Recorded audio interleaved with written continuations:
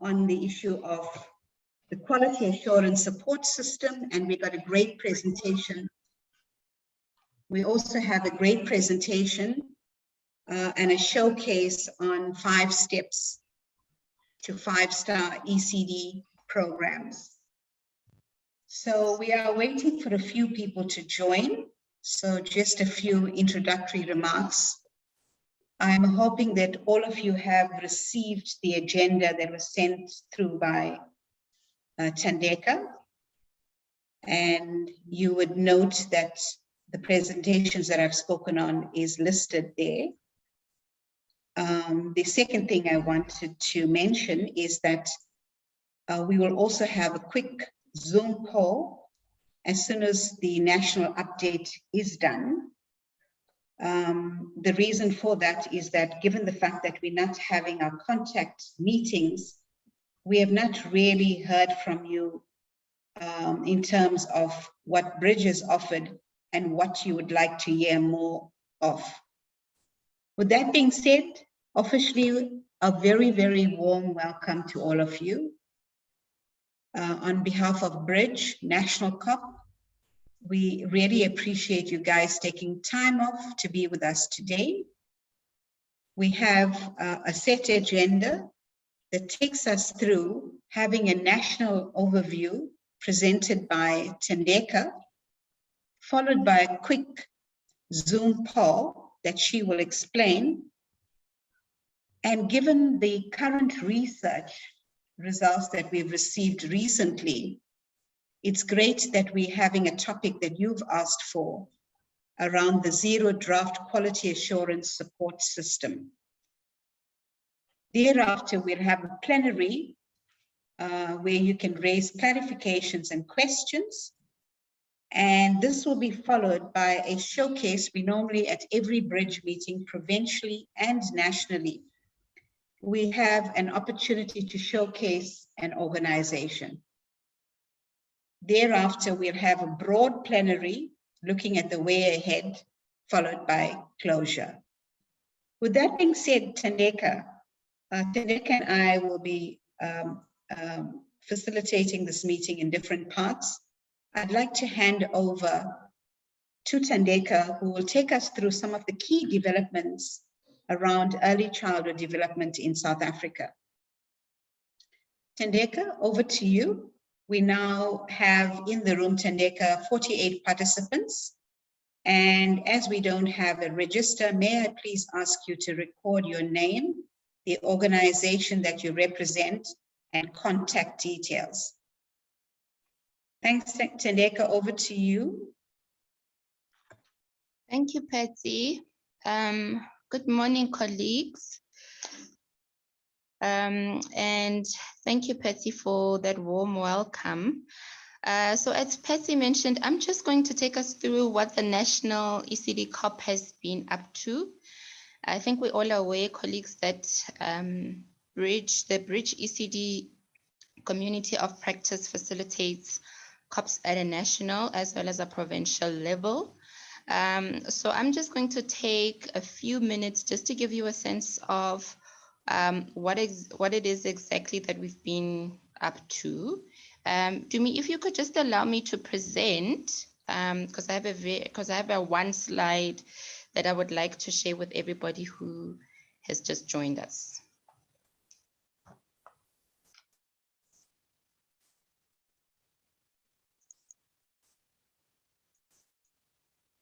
Thank you, Dumi.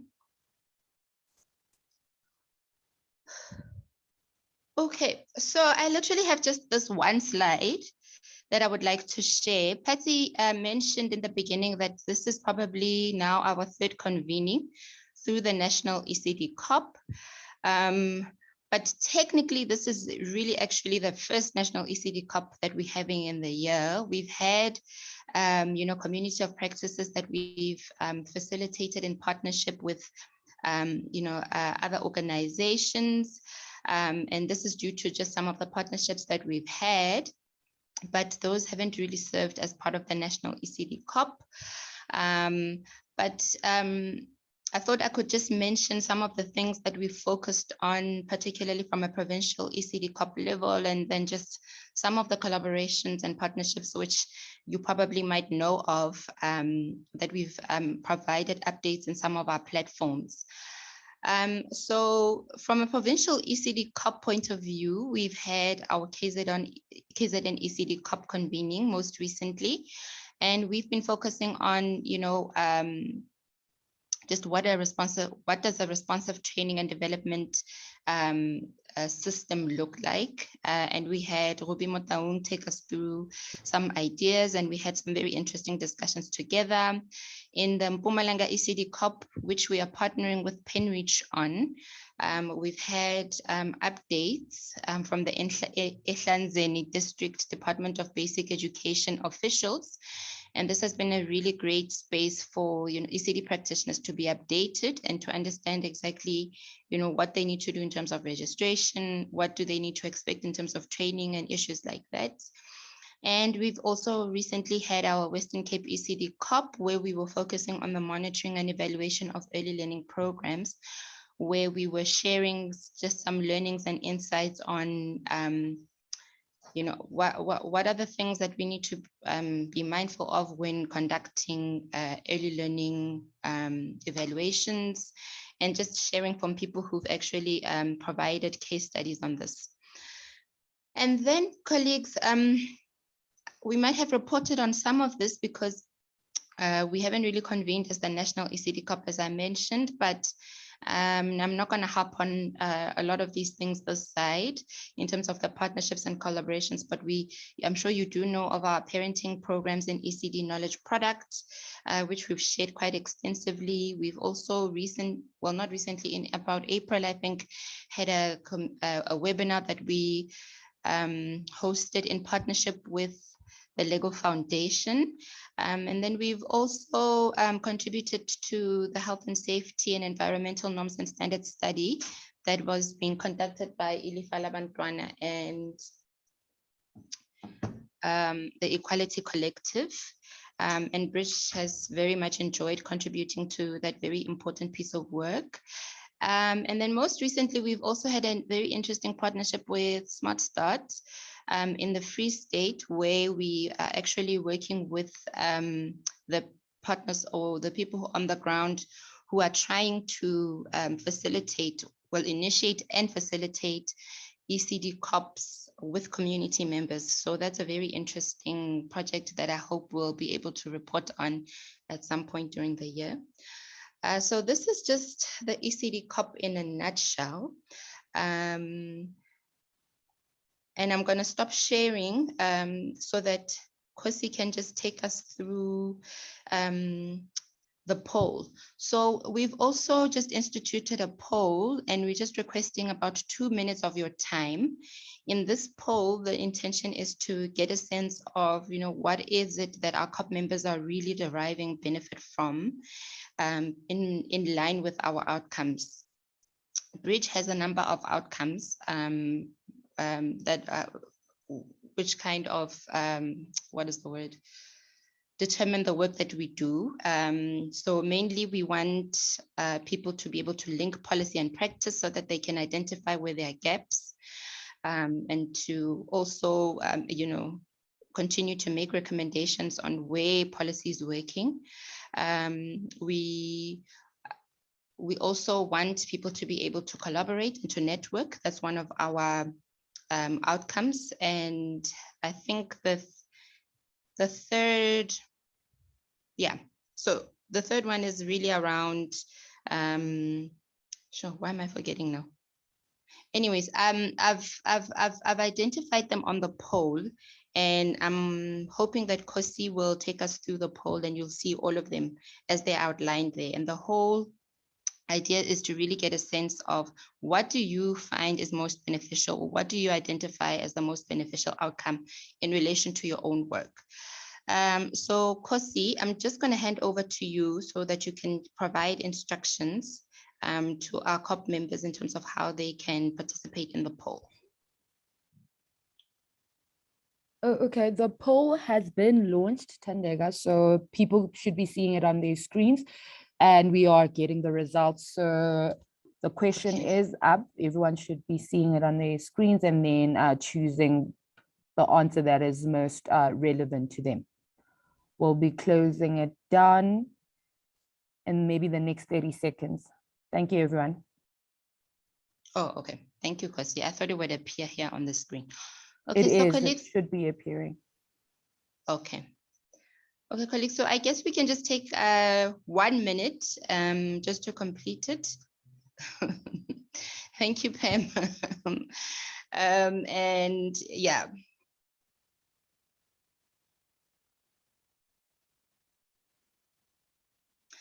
Sorry, Kayan, so you're saying, just confirming, the answer is which bridge has done the most of, or which we think is most important in general? I think which, yeah, so we trying to understand which one of the outcomes is most beneficial to you in your work. So what have you, in terms of all of those outcomes that are outlined there, which one do you think you've probably identified the most in your own work, or has translated into your own work?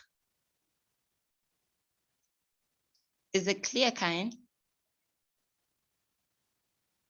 Okay, great.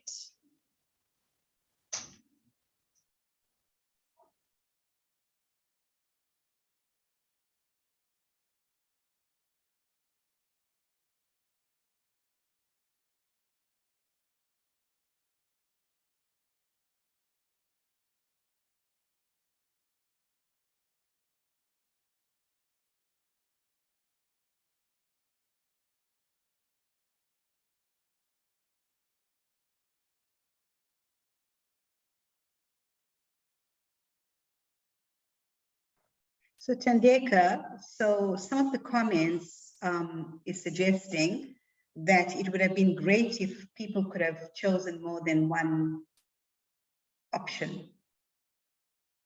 So we're only allowed to choose one option, right, Tandeka? Yes, Patsy, and unfortunately, that's how we've set it up.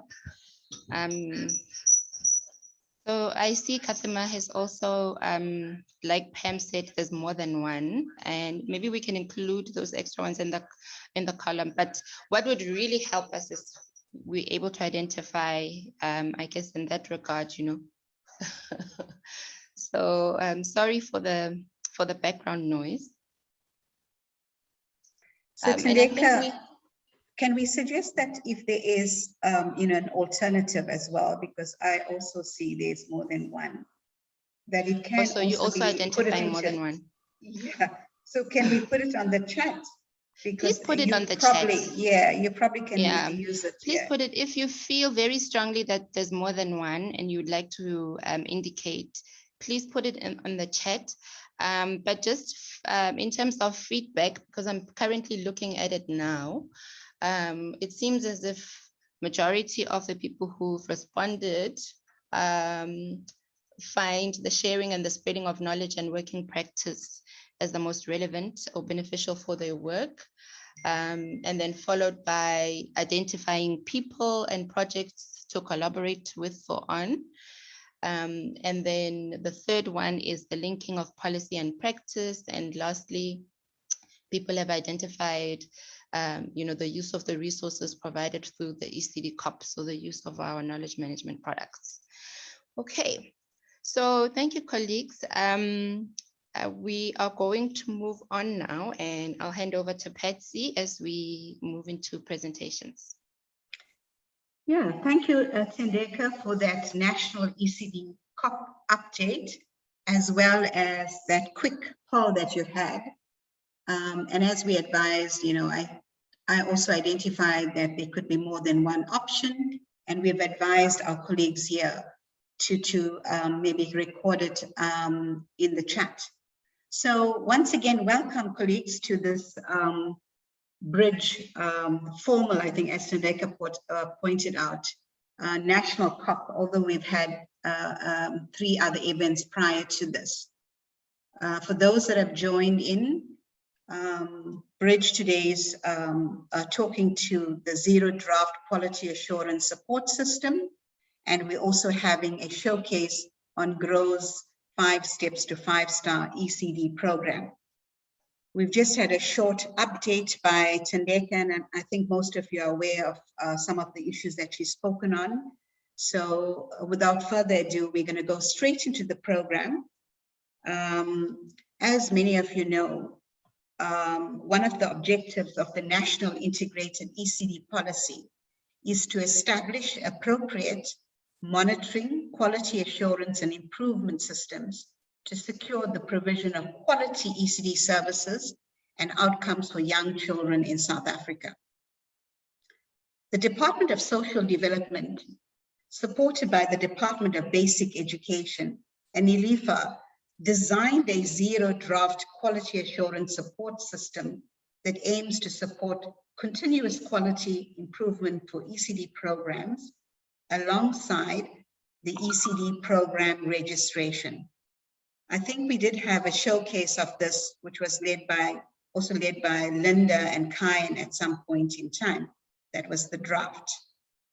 We also know that continuing quality improvement should ideally establish a system that facilitates self-assessment processes together with standardized external quality monitoring and support for all types of delivery modes and workforce, ECD workforce. So today we get to hear more about this.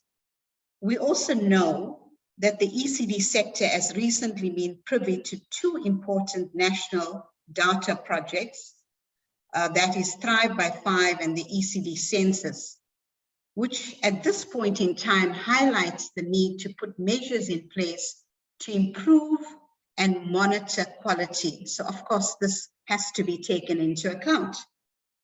So colleagues, the Thrive by 5 report points to the fact that the majority of young children in South Africa are not thriving.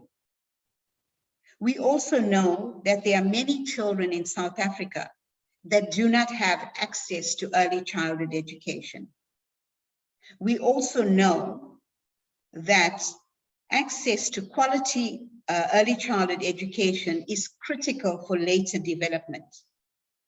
So within this context, knowing that the majority of children are not thriving or are not accessing ECD, be it quality or not, how will the current or the draft quality assurance system proposed make sure that the children, the majority of children, are not left behind? Because we know at this stage, even at grade R, if children are not accessing quality ECD, there's a continuous lag that transfers right into all areas of their schooling. So there's a constant grouping of children or adults or young people that always lag behind. So will this quality assurance system in some way also impact on going forward so that our children in South Africa have sort of working towards equal educational outcomes? And to answer that question, amongst others, and to present the session on this topic, we have today with us 2 individuals or 2 colleagues, one from the DBE. Impo, as you know her, was working with the DSD and is currently with the Foundations for Learning Chief Directorate, focusing largely on early childhood development. Presenting with her, we have Simon, who is from Ilifa, and Simon is a senior manager for system design and development for Ilifa. So both colleagues will be presenting. Thereafter, we will have an opportunity for you to ask questions of clarity and other questions. We'd also like you in your different contexts, whilst the presentation is on, to maybe record what is important to you around quality in your context of work. With that being said, it's my pleasure to warmly welcome Impo and Simon to present on the Zero Draft Quality Assurance Support System. So Impol and Simone, a very warm welcome, and I hand over to you. Thank you. Thank you, Patsy, for the introduction, and morning, everyone. Before I share my screen, I want to check if Mpho is online. I know she was struggling slow.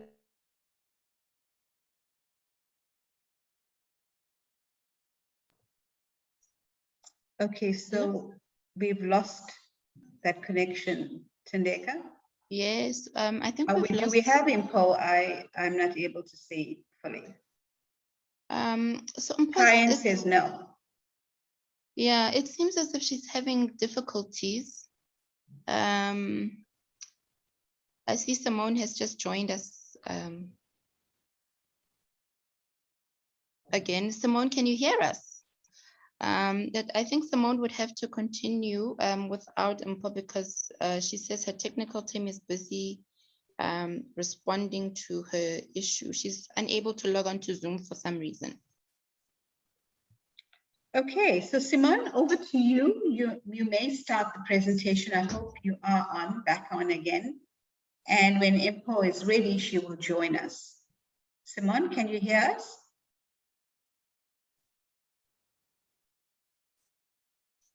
Simone? I think she's cut off, Thandeka. I wonder if you could just check in with her. Yes, I'll just, let me check in with her quickly. Okay, so whilst we're waiting for that, colleagues, so when we speak about quality, and it'd be great if the presenters can hear your thoughts. Are there any issues that's striking to you that you would like to speak to whilst we await the main speaker? Anybody?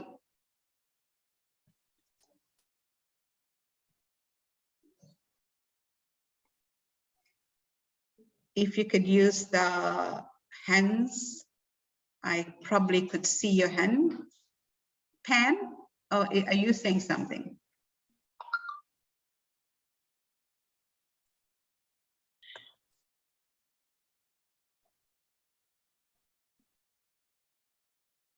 Anybody like to say something?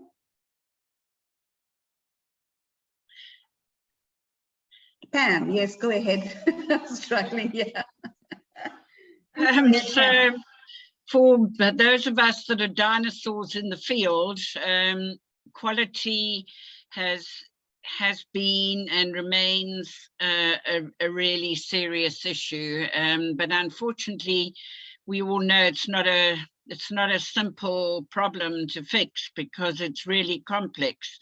And while there is no there are no conditions of service and proper salaries and no reporting system and no monitoring and so on, it's very difficult to know how to best address it. But one of the things that I think could work is if teachers that had achieved certain levels, say for argument's sake, level 4, could go on to a proper personal payment system by the Department of Education, even if the Department of Education didn't pick up the other costs for the centre.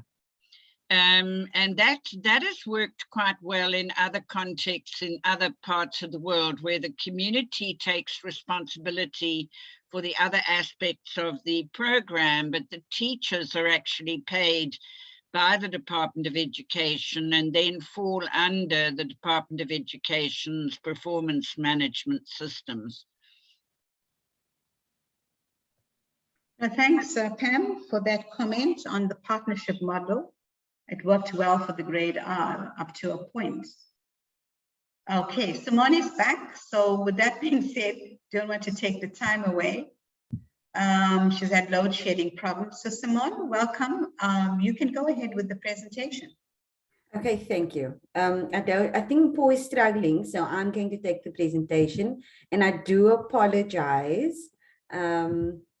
I guess we all are feeling the load shedding issue in South Africa. So let me just share my screen.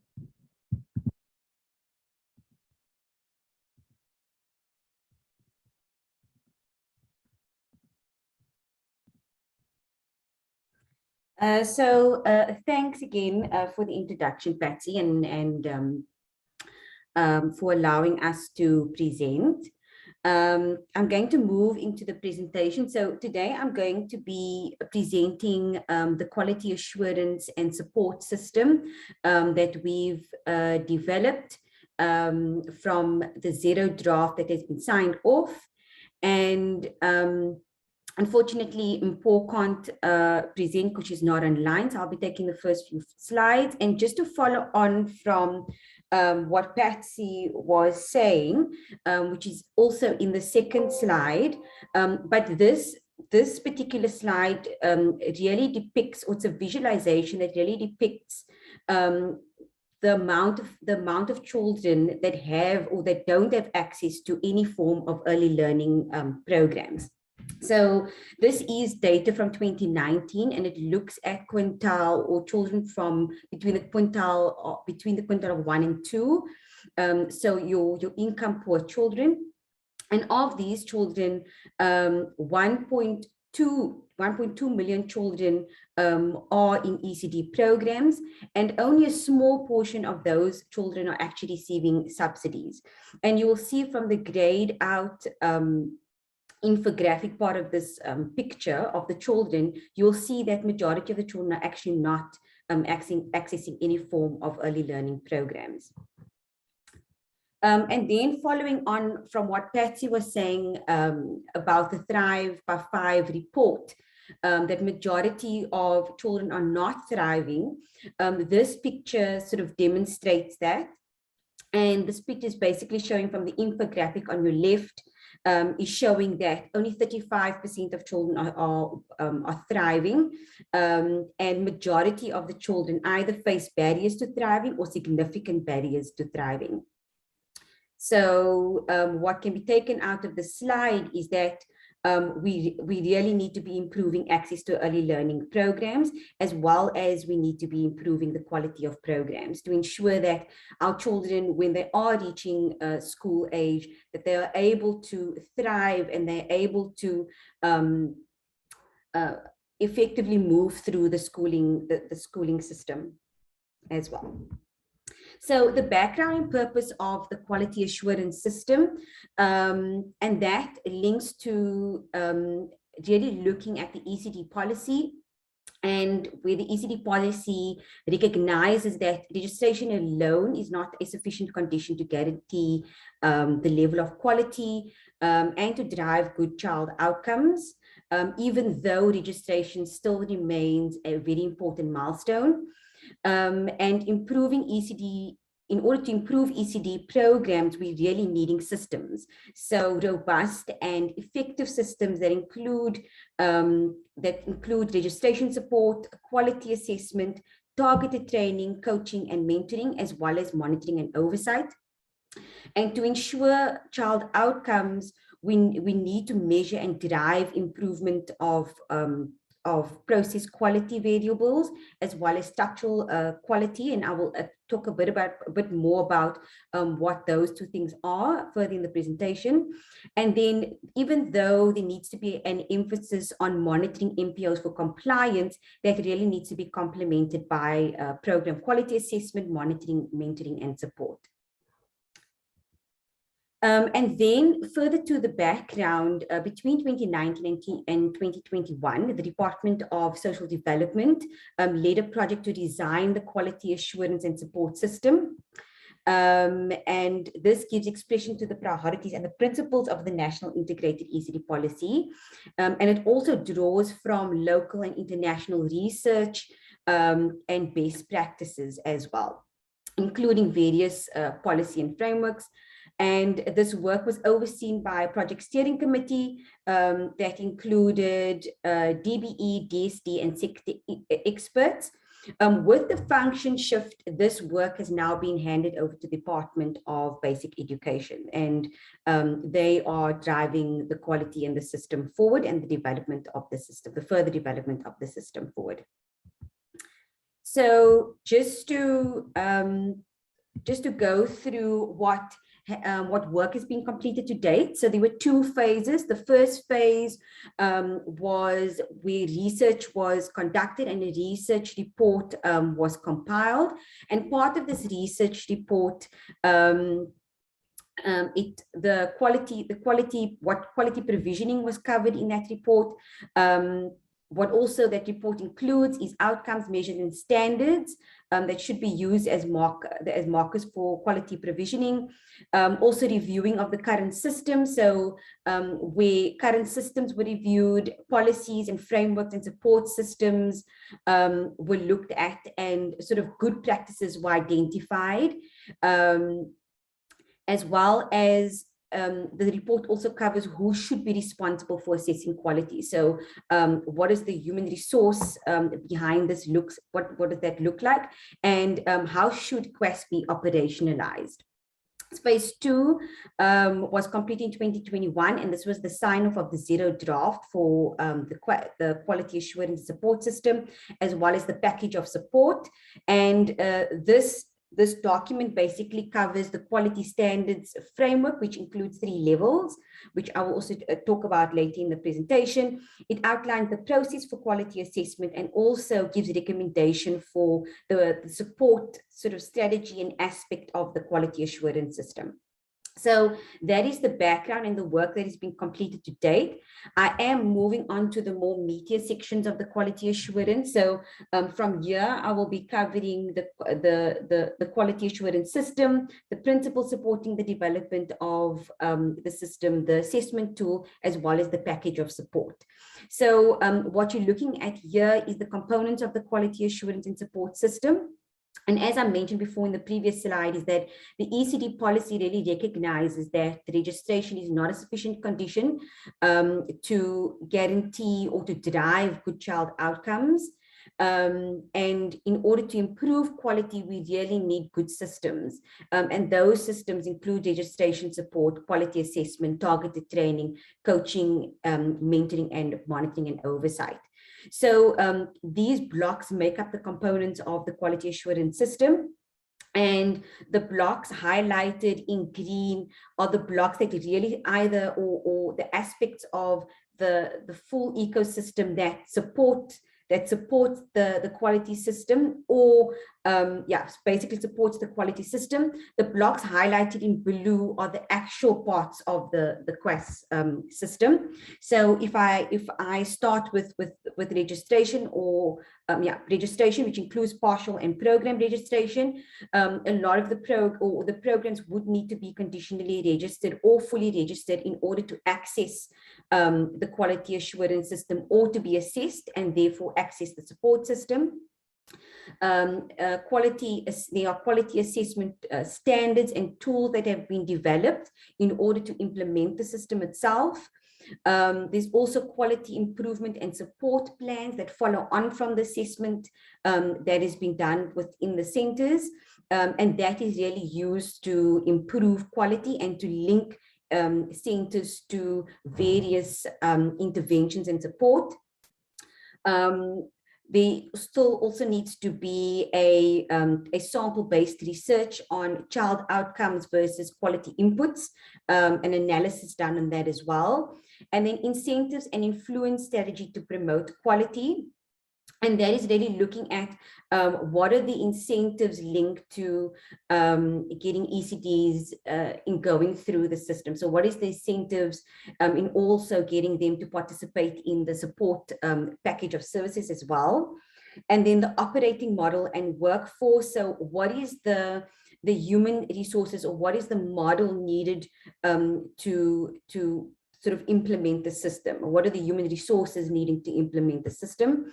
And then we come into the 2 last green blocks, which also basically supports the system, and that includes the data systems that are currently being developed to to include data for quality in the ECD quality indicators, as well as policy and legislation that drives access and quality. So those are the two aspects that are also supporting the system as well. So moving on to what is quality early learning. So quality early learning, we could say, is really looks at two variables, and that is structural quality variables and process quality variables. We would say that the structural quality variables are the things that are sort of easier to assess when you are walking into an ECD center environment, and that includes the physical environment, so the health and safety, the equipment and the material, group characteristics, so what is the ratio between adult and child, what is the group size of the ECD center, and then caregiver variables. So what's the initial education? What is the training or mentoring? Or what is the salary of the ECD practitioner? So these are things that when you walk into a center, you are able to assess quite easily. And some of the things are quite tangible. For process quality variables, it's things that are harder to assess. It's things that will potentially take or will require a bit of time, spending time in that center to identify these variables, and that includes interaction. So your caregiver and child. So what are the interactions between your caregiver and child? What is the interaction between a child and another child? As well as program characteristics. How is the curriculum implemented within a classroom, for example? So those are variables that are a lot harder to assess in terms of when you're going and you're actually assessing a center. So, and that's how the quality assurance system sort of looks at quality learning within the system. So the support principles that really underpin the quality assurance system and support system is really looking at taking a developmental approach alongside compliance systems.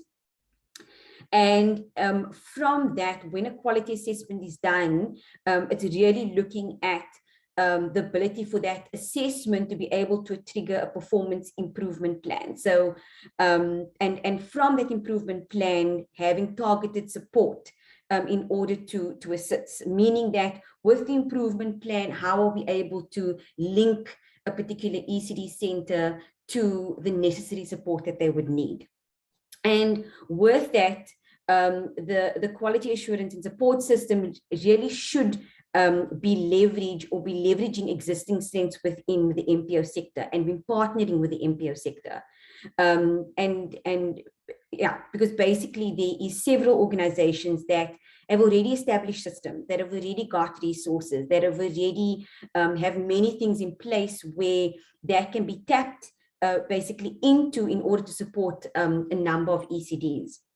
So that is the idea in terms of just having taking a developmental approach and being able to use what is already existing within the sector to be able to support these ECDs in terms of improving the quality of program. So the improvement principles include 6 domains. So the quality assessment itself includes 6 domains, and that includes the learning program, nutrition and safety, parent and community engagement, staffing, inclusiveness and management and leadership. And these and the centers are assessed against these 6 domains. And within these 6 domains, there are 3 levels. So the assessment includes 3 levels that the centers are assessed against, or scale that the centers are assessed against, and it includes startup, establishing and enhancing. And these 6 domains, as I mentioned previously, is also based on existing policies and tools, international quality ratings, and also local examples of good practice. The learning program, the first block on the top left, is differentiated by child age, meaning that there is a separate assessment for particular age. So for example, from 0 to 2, from 3 to 5, and then there's also assessment from 0 to 5 if a class is mixed. And that really means that when a particular center or an ECD program is assessed, it will be that particular domain would be assessed based on the age group, and we would use a particular assessment based on that age group. And the quality assurance system is really a way to look at a rapid assessment of quality, to really to kind of look at how do we target support. So from the quality assessment, how do we ensure that we can link support to ECD centers who require that support. Then moving on to the QASS process. So this slide is a high level sort of version of the QASS process. The next slide that I will show you is a bit more of a in-depth depiction of the QASS process. But really here, I think what we want to bring across is that the quality assurance process, or when ECDs centers or ECDs are needing to access the process, they really need to go through the registration assessment first. So when they go to the registration process, they are assessed either against the program and the partial care registration assessment, the partial care registration assessment. And then based on whether they meet the norms and standard and they are registered or unregistered, they will then follow a sort of separate pathway. So if an ECD center meets the norms and standards and they are awarded registration, either conditional or full registration, they will then be handed, and I'm now referring to the left-hand side of the diagram, they will then be handed quality guidelines, and they would then be referred for a quality assessment. Once the quality assessment is done on the particular ECD center, if they meet the level 1 quality score, and again I refer back to what I said earlier, there's 3 levels of the scale, and level 1 is basically startup. So if they meet the level 1 quality score, they are then issued with a certificate, a quality certificate, and then they are also further linked to support for improvement, and they are then again reassessed. So they are linked to support so they can improve to move up in the level quality, in basically the scale, so the level of quality. And if a center does not meet the level 1 quality score, they are then so they're then sent to, or they're then supported in developing a program improvement plan. And this program improvement plan would almost be a map in terms of linking them to the necessary service that they need. So this program improvement plan would link them to the support that they need in order to improve the quality. They'll be then reassessed to see if they meet the level 1 quality score, in which if they do, they will then be issued with a certificate. So I'm moving now to the right-hand side of the diagram. If a center is unregistered and they do not meet the norms and standards of the registration frameworks, they would also be handed quality guidelines, but they will then be provided with pre-registration support, or they'll go through the pre-registration support process. They will then be assessed for registration, and if they meet the minimum criteria or norms and standards, they will then be referred into the quality assurance system and referred for quality assessment. So the next slide is really sort of an in-depth picture of what the quality assurance system looks like.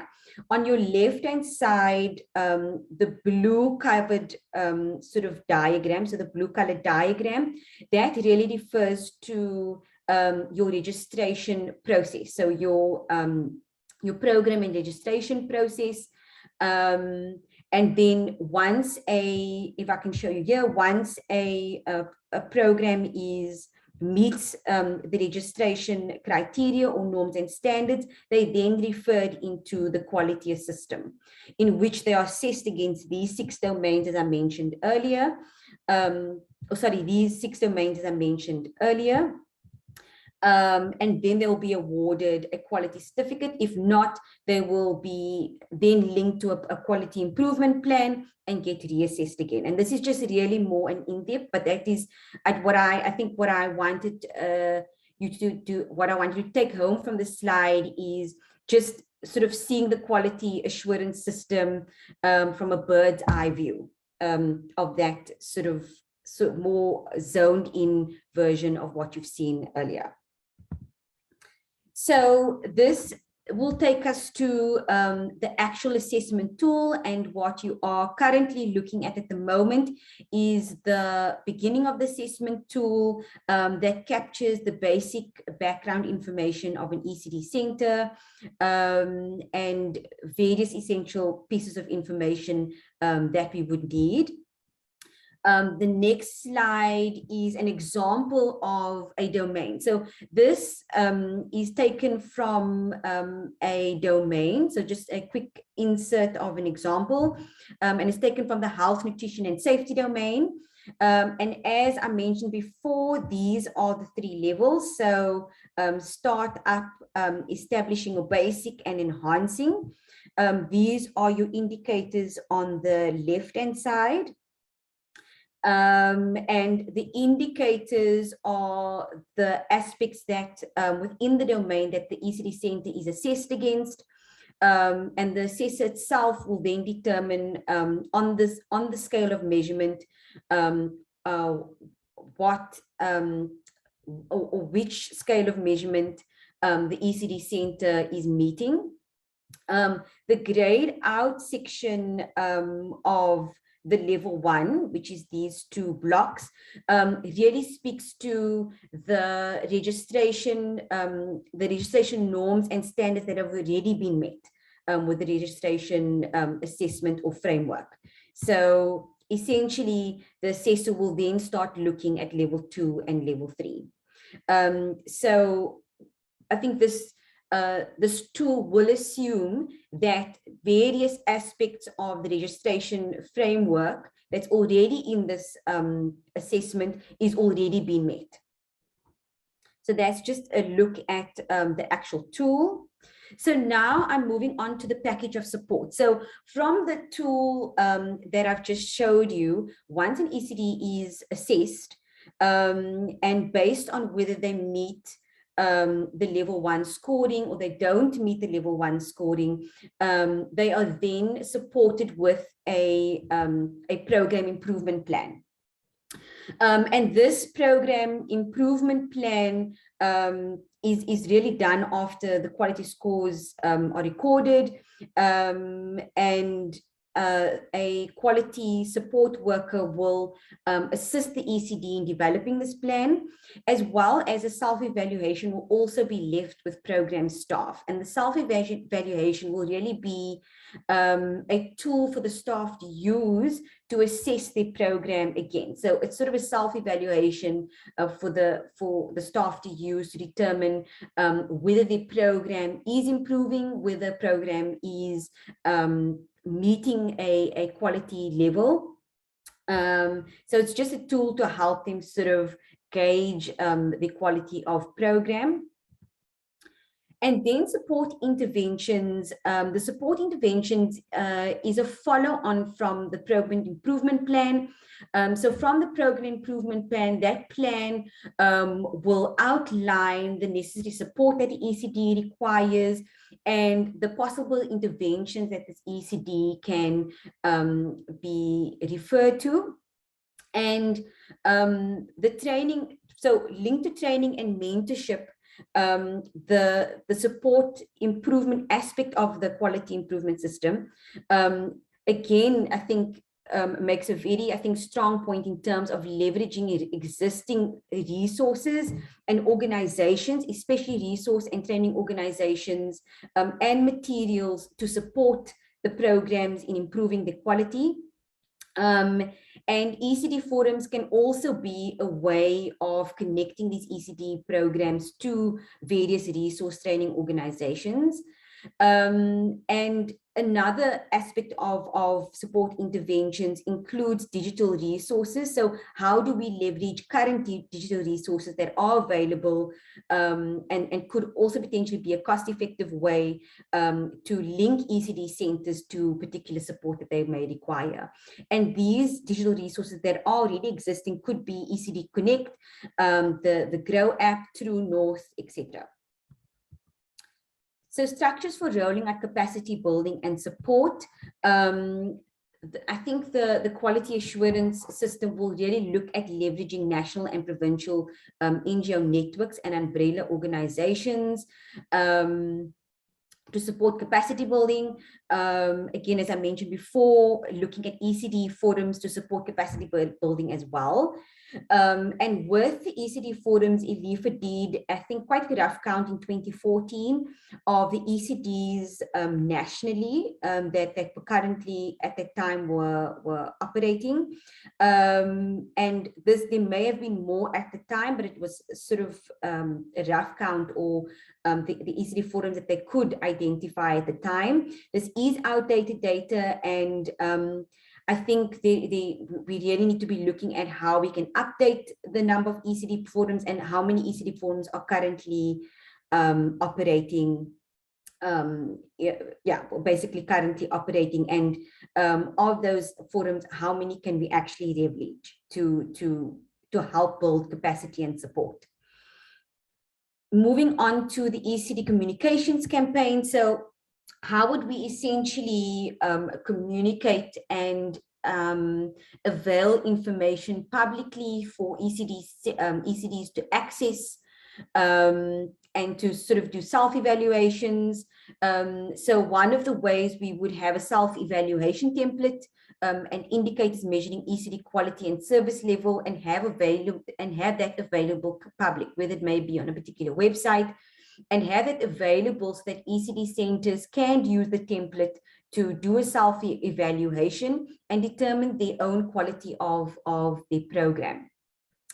Another way would be to do this through jamborees and with NGOs and forums and relevant structures, in which we can share proactive communication about the quality assurance system. And the longer term vision is really looking at the data that is collected from these quality assurance assessments. How can we disaggregate the data to identify particular trends that can be available to national and district level DBE departments for planning and for designing specific communications campaigns that target specific ECD centers, potentially in a specific area, for example. Proactive communication, we would definitely look at how would we clarify various elements within the quality program and promote standards. And these could be done within in the following way. So looking again at ECD forums, jamborees, as I mentioned previously. Another way would be looking at parent support and home visiting, intersectoral government forums, as well as provincial and district government departments as well. So strengthening incentives for quality. So I think I mentioned this earlier in the presentation. So what are the potential incentives that the ECD centers could gain from this process? And firstly, it could be providing access to basic learning and teaching support in the classroom, and that would be based upon completion of a particular training course. And so, for example, if we had to avail training courses to ECD centers, we would say, if you complete this training course, you would then have access to to further basic learning and support in the classroom. Another way of incentivizing ECD centers is issuing a quality certificate based on 3 levels. And that would need to be displayed in the ECD center, where these centers could eventually be sort of identified as a level 1 or level 2, and parents can also eventually, and I think this would be sort of a long-term vision, eventually choose a center based on quality, or make an informed decision based on a quality of a particular program. And then also providing programs, programs that are meeting a level 1 quality, further learning and teaching materials. So if a program meets a level 1 after assessment, there would be the incentive of, they would possibly get a pack of learning and teaching materials. And then another way could be to also connect ECD programs with other programs that are moving towards, or people that will assist in improvement of the centers as well, or the programs as well.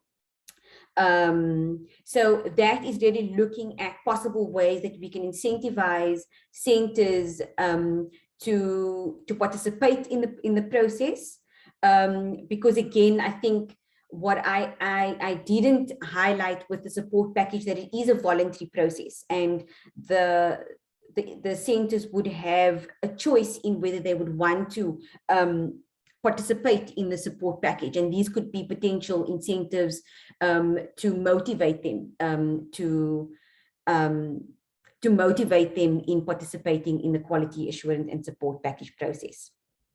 That is my last slide. So I think thanks everyone for listening, and I hope that I was able to clarify and also to at least get you to understand the basics or the high level idea of what the quality assurance and support system will be, in terms of how we would implement, and in terms of delivering that to ECDs, what that would sort of look like. So I'm going to hand back to Patsy.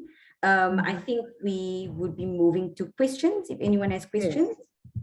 Yes, thanks a lot for that input, Simon. It does provide an overview of exactly what's the status of affairs in terms of that quality assurance system. And thank you for clarifying the issues around structural versus process, the areas that will be looked at in terms of the assurance system, as well as the rating and the way forward. So with that being said, Tendeka, I will now open up the plenary, open up the floor for plenary discussions. And people are already talking in the chat group. There's a question by Joan around how does one volunteer in one's own area. There's a question about budget as well. So if you can help me, Tendeka, who would like to raise? So we take about 3 questions, ask Simon to answer, and we move in that direction, if that's okay. So we start off with a question in the chat. Yeah, let's around the budget issue, Tendeka. So there is something there. If you can maybe just note that down for Simon. Simone, so Joan had actually asked 2 questions. She was asking who exactly would be implementing, I think, the support package. And then second to that, it was the question around how would one go about volunteering, and then that's the budget issue. And then Melissa has also posed a question. Okay, and it's adding on to Joan's question. There's no QA body such as Umalusi for schools. Is it all independent on the ECD sector players themselves? Over to you, Simone. Okay, yes, it starts, Simone. So may you respond to those questions, and then others can sort of ask questions in the plenary. I'm also going to, so thanks for the questions. I'm also going to get my colleagues, Kayan and potentially Linda, to just assist in answering some of the questions. So I don't know, Kayan, if you maybe want to take the first few questions. So the question around a budget, whether there's budget approved, and whether the budget that would be approved, whether it would actually do justice to the system. And then also who would be doing the support, who would be implementing and doing the support package. I think with the support package, we were really looking at leveraging a lot of the NPO sector to assist in doing that. There is a sort of a cadre of staff, which is called the quality support worker, where the ECD center would link support once the assessment has been done. But I'm going to let Kayan take these few questions. Okay, Kayan, over to you. Thanks, Patty, and thanks, Simone. So yeah, I've been helping with some of the work behind the scenes, and then obviously Simone will be taking this forward, but some of these are really important and difficult questions in a way. On the budget question, so I think, Simone had gestured to this, and I just want to make this a little bit clearer. So one of the wins here that we're hoping to see is that a lot of nonprofit organizations are already doing quality and support work with early childhood development programs. And with a state-sponsored quality assurance and support system, what we're basically allowing everybody to do is to share the same hymn book, for lack of a better word, so that we're all sort of driving towards the same outcomes in the system. We do think that it would need to be resourced specifically. And so, what our proposed recommendation is that there would be specific staff that would be associated with quality and support work, and that those could potentially be deployed from within the Department of Basic Education. But considering a lot of the sector expertise already exists within nonprofit organizations, that it would be important to really consider that as a first prize, to work with existing organizations. So essentially then to have a system where provincial departments take responsibility for ensuring quality and support is provided, but that they subcontract that responsibility to nonprofit organizations, and that there is some, obviously resourcing made available for that work. Now, the thing is, obviously, budgets are incredibly tight at the moment, and there are competing priorities both nationally and then specifically within the Department of Basic Education. So we don't have any clarity in terms of what this resourcing allocation would look like. But it certainly is the recommendation in the work done so far that it would look like that. And then there was a question around sort of responsibility. I see here one around quality assurance bodies. So currently we haven't looked at having a sort of independent authority that would do sort of verification of quality assessments. So, very important, Linda's been a champion for ensuring that quality assessment, that the training would need to be incredibly well done, and that materials would need to be developed for that, for quality assessors, and that they would need to pass a certain standard before they were able to then do assessments in the sector. So we were looking essentially at ensuring that the quality assessors are highly trained and that they are verified as assessors prior to being able to do those assessments, rather than having an independent body essentially as an arbiter for that work. Not to say that that couldn't change, but that's currently within the proposal. And then I saw there were some other questions. Sorry, colleagues, I might have missed some other questions. If there are some that you'd like to flag. Back to you, Patsy. Yeah, thanks, Kai. I'm wondering, Linda, if you're in, would you like to comment? I'm not sure if Linda is still in the meeting. There is a message here from the Bridge Innovation that says there's some learning that we could access from the Western Cape government around the issue that Kai spoke on. Thandeka, would you say that all the questions are covered? No, Patsy. Okay, so maybe you can't see, but Pam and John have their hands up. Okay, Pam, yeah, go okay. ahead. Please do.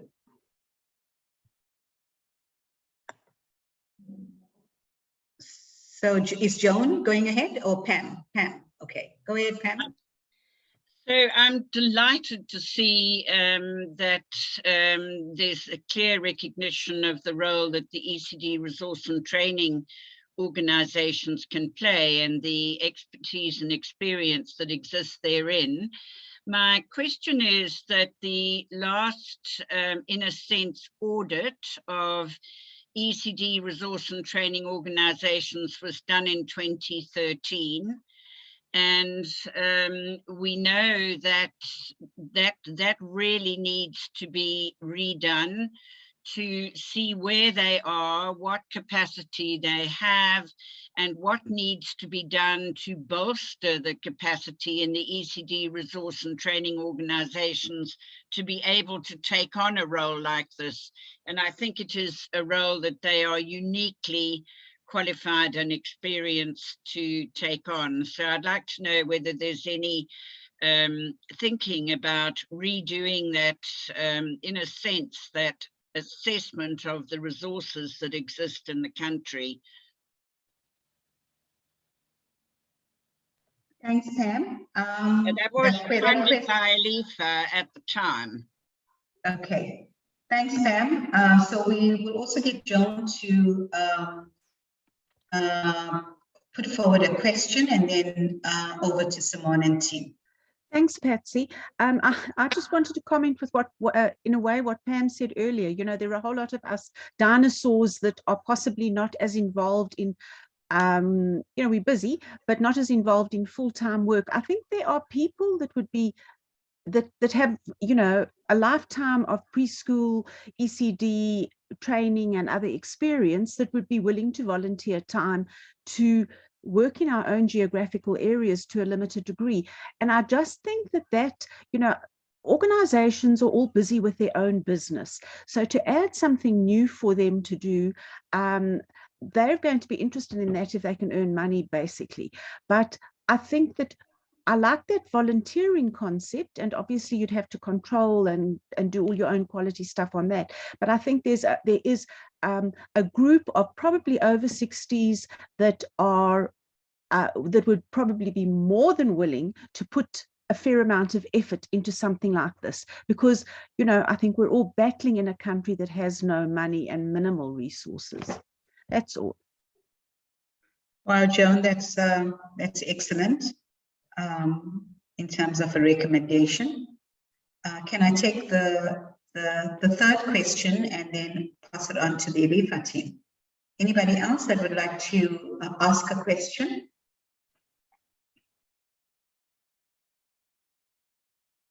Is there anybody else, Thandeka, that you could see? No, Patsy, I don't think there are any more questions. Okay, I would like to also maybe the third question ask this. I'm not sure if I missed the boat somewhere here. So when in the quality assurance system, we spoke about parents in the community, and one of the sort of areas that was asked of, you know, whether they meet a particular domain, as it were, was, you know, are there parent meetings and networking that happens? The question that I have around the parent issue, is that what is being looked at? Or is there, you know, in this whole development of the system, have, you know, like what parents want in terms of quality? Has that been taken note of? So that's simply put. Thank you.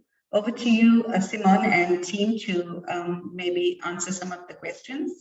Patsy, before we move on to Simone, there's another question in the chat from Read it out. From Letitia. Simone, Yes. perhaps then you can respond to both. Right. So Letitia saying, thank you for the presentation. Kolisa assisted DBE in developing an ECD monitoring tool in 2019, trained district officials from all provinces on how to use it. The idea was also to help officials rate ECD centers and be able to provide targeted support to centers based on different domains, similar to the ones presented: health, nutrition, classroom management, implementation of play-based learning, etc. How does this quality tool differ or is integrated with this other monitoring tool?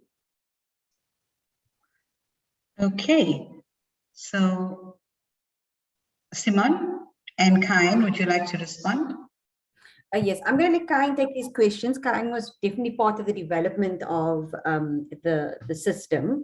So I think, yeah, I'm going to let Kain take the questions. And Kain, it's the first question of whether an assessment of the resources in terms of training and resources organizations have been done, because the last audit was only 2013. And then the other question of parents' quality. So has what does the parents want in terms of quality? Was that taken into account? And then how different this is, how different could the quality assurance is from what Kulisa had developed? Yeah, thanks, colleagues. It's all great questions. And I think we are, so I think what we would say is that there's a lot of research that's been done to date, but we are still very much in the early days of this work. The medium-term plan here is that there is cabinet approval for this work is in the MTSF by 2024. But a lot of work needs to be done in refining this work ahead of that. And I do believe there will be several sectoral consultations ahead of that. So I hope that does put people's mind at ease that we're not so far advanced in this work that things cannot change at this stage. But just to take those specific questions. So the one question I think was around, okay, let me take the parenting question first. So essentially there's 6 domains, and as you've noted that one of the domains of quality is parent and community engagement. We believe that in terms of the research on this point, parent and community engagement is has been shown to be incredibly important for the functioning of an early learning program, quality functioning of an early learning program. So basically there are, I think, around 7 or 8 questions on that domain, which speak to essentially how integrated the ECD program is with the parent community. So what hasn't necessarily been done is research specifically with parents to ask them what they think of as quality. What has been done is a lot of research in terms of the determinants of quality in early learning programs broadly, in terms of literature, in terms of policy, and then specific questions have been identified that one would ask in early learning program when one is doing the assessment, which speak to how integrated that early learning program is with their parent community. So essentially, the idea there is that parents would be, they would be informed about what's happening at the early learning program, and that they would have lots of input into that process. So that's the thinking on that point. Then to take the question on the Kulisa tool. So it was looked at in the research. So we had a research report which we commissioned in 2019, which was completed in 2020. And then the final zero draft was drafted last year. So essentially, yeah, the Kulisa work, I mean, I haven't personally looked at that tool. So that was Linda Bierstecker, who basically looked at all the pre-existing tools and policies and research and basically compiled this as a synthesis from that work. But my point, I guess, it certainly has been considered. And I believe that relevant elements from existing instruments have been looked at. So, if there are specific questions around, what was and wasn't included, we went through a process of, essentially we have a huge list of things that we think are of as important, but we really did have to focus in on delivering an instrument that could be, reasonably delivered at scale. And we had to look at certain criteria in order to do that. So that was how measurable any given item is, how much of an impact literature has said that it has on quality outcomes, as well as the amount of time that would take to do the assessment as well. So these were some of the considerations that we had when we actually pulled together the full assessment tool. And I know Linda, I think she was on the call, but maybe I don't think she is currently. So I don't think she'd be able to go into more depth on that. And then, sorry, there was a third question, which I'm now forgetting. It's one on resourcing. Apologies, somebody could just remind me. The question was whether there would be either an audit or just sort of look at what is the current resourcing, what does the current resourcing look like, the landscape look like at the moment. Right. This was mentioned at the last audit of training, of resource and training organizations was done in 2013. Thanks, Pam. I remember that question. Yeah, so we definitely obviously relied on that information in drafting this. In fact, we have a list of, at the time, the number of resource and training organizations doing different types of skills development, and aligned that to the work of the 6 domains in the quality and assurance and assessment tool. We hadn't yet considered redoing that, so thank you for that suggestion. And Simone, you know, you might want to take that forward and see if that's something that would be worth doing ahead of the final release of the instrument. Yeah, so I just hear that as a suggestion, Pam, and I think it's a useful one. Yeah. Thanks, Kai, for your input there around the questions raised. QASS has been considered and looking ahead at the resourcing and NPOs, whether that can be redone around the parents. And yeah, that's unfortunate. But there are many issues to be considered, but still something that should be looked at. That last question, another question from Melissa, is around asking whether the quality assurance system, is that on a voluntary basis, or how is that seen?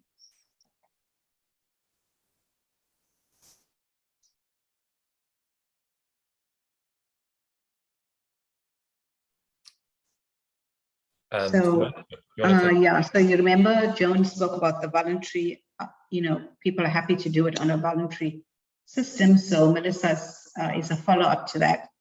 Is it on a voluntary basis, or is there a system in respect to that? I think Kayan has responded in the chat. Oh, okay, sorry. Okay, the system is on a voluntary basis. Okay, I missed that then. Thank you for that. Are there any further questions from the floor?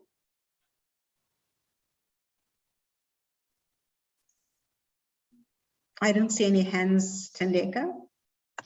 No, there aren't any more hands, but Kayan is also making it clear that there is an existing compliance system, the registration framework. So the idea is to have the quality assurance be something that's developmental. Okay, great. All right, thank you. Yeah, so if you want to flag anything from the chat as well. Yeah, so I mean, but look, there is an issue. Yeah, there is an issue on the volunteer. Sorry, my apologies, Thandeka. I was also wanting a follow-up question. I think Pam and somebody else raised this issue about, is it doable on a voluntary system?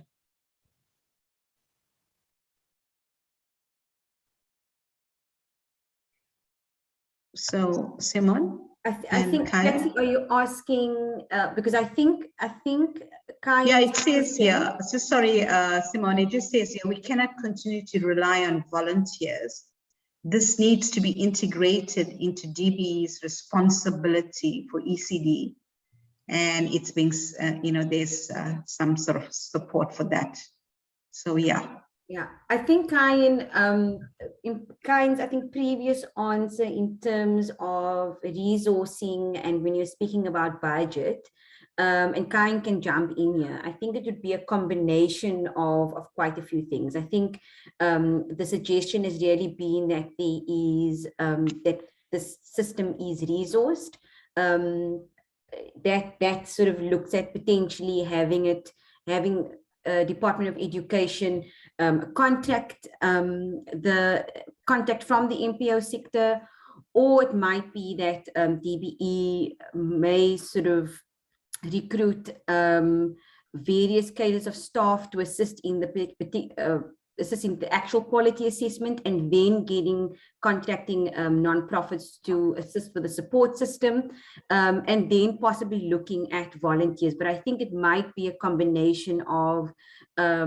various ways of sort of implementing the system in terms of resources. I don't know if Kayan wants to jump in, and I do think Kayan was referring to something different earlier when he was talking to volunteering. So I kind of don't know if you were, when you answered, you were saying being part, or the quality assurance system is on a voluntary basis. I'm not sure if you're talking about the actual human resources or the ECD. The ECD have a choice, so it's a voluntary base in terms of them participating. Can you maybe just clarify that? So I think there's two different. Thanks, Simone. I think that's an important point. Yeah, so essentially, in order to participate in the quality assurance and support system, you would need to be registered and therefore already compliant with the registration framework. Therefore, we're not suggesting additional compliance criteria. We think that is already taken care of. But in order to participate in this system, the ECD program would need to volunteer. And the reasoning for that is, you're not likely to want to improve the program quality if you're forced to do so. So then sort of separate question is, could skilled people volunteer to support quality improvement? I think this is a useful question. I think, Pam's point in the chat is noted, this work does need to be resourced. I'm speculating here. It's not something that we've dealt with within the document. But the framing that we have here is that essentially we're wanting to create a framework that allows for localization in different contexts. In some spaces, there are lots of resource and training organizations that could be relied on by the states in order to deliver program quality. In other contexts, maybe departments of basic education service offices are more prolific than resource and training organizations. And so under those contexts, the department might be better able to deliver quality support. And we've looked at different models for supporting that quality support. So whether it be through forums, whether it be through twinning, centers of excellence, and I guess volunteers is another consideration. My sense here is that even if volunteers were used, it would probably still be beneficial for that to be organized by resource and training organizations at a local level, to the extent to which it's possible. It can be quite difficult, I guess, to organize that at a large scale, but this is just me speculating. So I think the point is, you've made a suggestion that there are skilled personnel who might be willing to support if there were a structured way for them to do so. And I think, we can just note that as a recommendation and suggestion, and then I think keep that on the agenda as we move forward. Thanks, Kayan, for that clarification. Are there any, Pam, your hand is up. Do you want to say something? Yes, just speaking again about the ECD resource and training organizations. And I know we couldn't go into the detail of QASS, but I'm sure that in there, or I would hope that in there, there's the recognition that training in and of itself doesn't necessarily lead to quality. And, I think the experience and the research shows that it's the ongoing monitoring and support on site at the ECD programs that really can have a dramatic effect on improving quality. And I'm hoping that that's factored in to QASS, that recognition. Thanks, Pam. I think that's one of the recommendations that I trust has been captured, as mentioned right at the outset. There's another question on the chat, Tandeka, around whether the ECD playgroups will be considered in this framework as well. Kayan, do you want to respond to that one? Patsy, is it the ECD play groups, or I'm seeing here from Nonto Kozo, home-based parent-oriented Yes. ECD programs? Yes, that's a question. Thank you. Yes. Kyle can jump in, but I think what I didn't mention is that this tool does not cover childminders. So it does not cover childminders at this point in time, which I think that is what is being asked. Home-based parent-oriented programs. Karen, if you want to jump in here? No, you got it covered, but just a note, it covers group learning programs. So that would be center-based and non-center-based. So playgroups would be included. Okay, I hope that answers that question. Is there a hand up there, Thandeka? Yes. From Bridge. Yes. Yes. So that's my hand, and I guess I'm just re-emphasizing what Sheila and Kathima have been saying in the chat. I think it would be a bit of a disservice if this wasn't budgeted for by the department. In my mind, and I agree with Pam that our resource training organizations have the wealth of experience, to provide this kind of support. But this also for me is an additional route for ECD practitioners out there, who might want to work differently within the sector, as mentors or whatever. So I think it really is something that does require attention and some integration alongside the work that DBE is busy with, in figuring out registration and in understanding, how do we mobilize finances and resources. That's my point. Thanks, Patsy. Yes, great point and well-supported point there, Thandeka. Thandeka, in terms of time, we'd have to close off the plenary because we have a second presentation, right? Yes, we do. And so I don't see any hands there, but some key points came up from the discussion. So Pam started off with the system early on before Simone started. Is that is there a way in which practitioners that have undergone some sort of training at level 4 could perhaps be put on a similar system like the grade out PASEL system and get that kind of support, while the parents and community can address the other functioning of the ECD sites. So that also moves towards gearing up towards quality systems in an ECD sites as it were. A recommendation was also made around that RTOs are well placed to do certain quality assurance. The last audit was done in 2013, and whether there would be some review on, or actually reviewing this in moving towards the new quality assurance system and using existing expertise in the field. There was also a suggestion around the role of volunteers. They have a wealth of experience, and how could this be harnessed in terms of the workforce around quality assurance. There was also some concern around, and I would turn it into a recommendation, that the DBE does not do a disservice to ECD. And may I also add that given the recent Thrive by 5 report, that the opportunity should not be missed in terms of making sure that there is a budget for the QMS. And if we look at what we need to do in the country, it's an important factor to consider in terms of quality, access, and ensuring that children thrive. Those children in ECD sites do thrive. So that's an important factor to be looked at.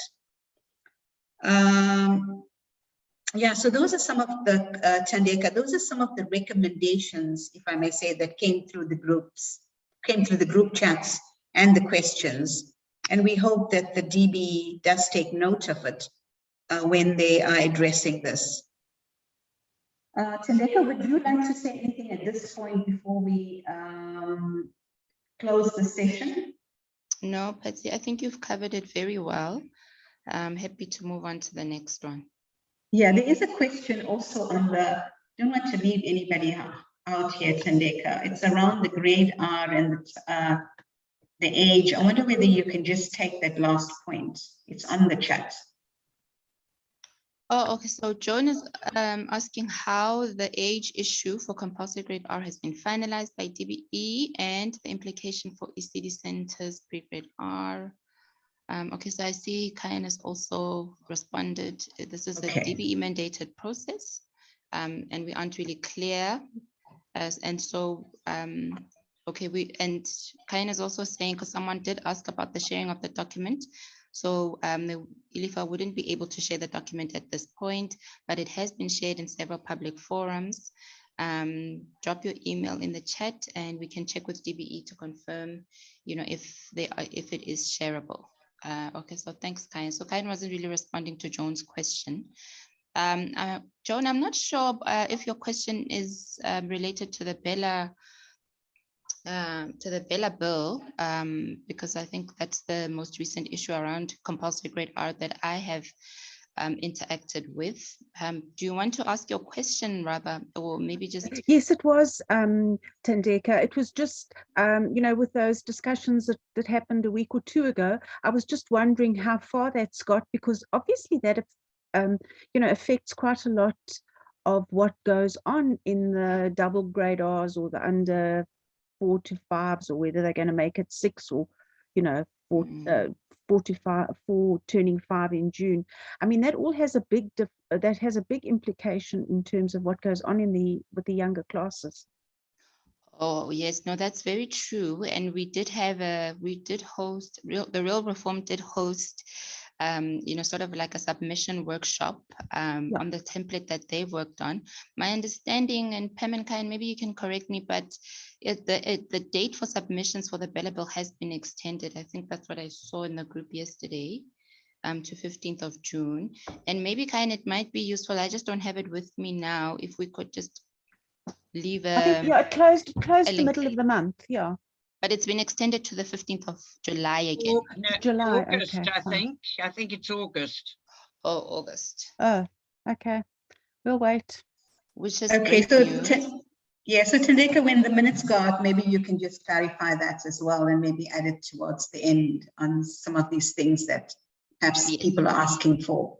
So we get that fresh information.